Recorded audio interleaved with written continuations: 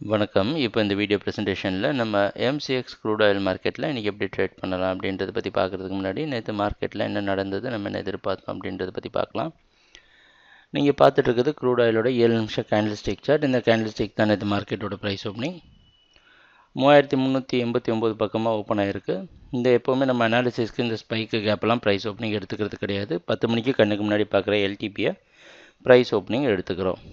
Price open ஆனதுலேருந்து நம்ம என்ன எதிர்பார்த்தோன்னா market 3520 resistance ஆச்சு, டவுன் ட்ரெண்டுக்கு சாதகமாக இருக்கும்னு எதிர்பார்த்தோம். ஓப்பன் ஆனதுலேருந்தே தொடர்ந்து டவுன் ட்ரெண்டுக்கு சாதகமாக இருந்தது. 3360 அப்படின்ட்டு நம்ம எதிர்பார்த்த டார்கெட்டெல்லாம் உடச்சி மார்க்கெட் 3266 வரைக்கும் கீழே வந்திருக்கு. அப்புறம் ஒரு பவுன்ஸ் பேக் கொடுத்து மறுபடியும் 260 வரைக்கும் வந்து 271 க்ளோஸ் ஆகிடுச்சு. சொல்லப்போனால் முழுக்க செல்லிங் தான் டாமினேட் பண்ணியிருக்கு. இந்த கான்ட்ராக்டில் நம்ம வீடியோ ப்ரெசன்டேஷனை தொடர்ந்து பார்த்துட்டு வந்த எல்லா ட்ரேடர்ஸ்க்கும் தெரியும், இந்த கான்ட்ராக்ட் ஆரம்பத்தில் தடுமாறினோம். இந்த ட்ரெண்டை கண்டுபிடிக்கிறதுக்காக பல முறை தடுமாறிட்டு இருந்தோம். ஆனால் இறுதியாக பார்த்தீங்கன்னா இப்போ பார்த்துருப்பீங்க எவ்வளோ பெரிய ப்ரைஸ் ஆக்ஷன் இதுக்கு பின்னாடி ஒளிஞ்சிட்டு இருந்திருக்கு அப்படின்ட்டு. நல்லா லாபமும் பண்ணியாச்சு.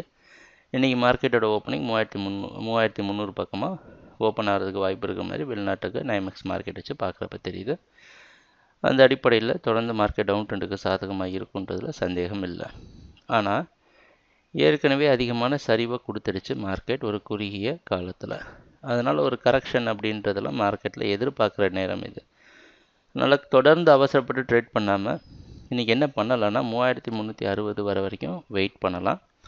இந்த 360 இல்லைன்னா ஃபண்டு கம்மியாக வச்சுருக்கோம் 400 பக்கம் கூட வெயிட் பண்ணுறதுல தவறு இல்லை. ஒரு பவுன்ஸ் பேக் கரெக்ஷன் கொடுத்து அதிலிருந்து 460 வரைக்கும் செல் பண்ணி 470 ஸ்டாப் லாஸ் வச்சு ட்ரேட் பண்ணோன்னா ஓரளவு நம்ம வந்து மார்க்கெட்டோட ரெசிஸ்டன்ஸில் செல்லிங்கை தாராளமாக எதிர்பார்க்கலாம். 40-50 பாயிண்ட் ப்ராஃபிட் கிடைச்சா கூட புக் பண்ணிவிட்டு வெளியே வர்றது நல்லது.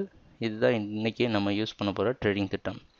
ஏன்னா மார்க்கெட் ஒவ்வொரு நாள் 100 பாயிண்ட் விழுந்துருக்கு. தொடர்ந்து மார்க்கெட்டோடைய டவுன் ட்ரெண்டுக்கு சாதகமாக நம்ம ட்ரேட் பண்ணாலும் இன்னும் மார்க்கெட் கீழே விழுன்னு எதிர்பார்த்து ட்ரேட் பண்ணுறதை விட ஒரு ஏற்றத்தை கொடுத்ததுக்கப்புறம் செல் பண்ணுறது நல்லதாக இருக்கும் அப்படின்றது தான் நம்மளுடைய எதிர்பார்ப்பு. ட்ரேடிங் நடக்கிறப்ப பார்ப்போம் என்னென்ன மாற்றங்கள் வருதுன்னு. எங்கள் வீடியோ ப்ரெசன்டேஷனை தொடர்ந்து பார்த்துட்டு வந்ததுக்கு மிக நன்றி, மகிழ்ச்சி, வணக்கம்.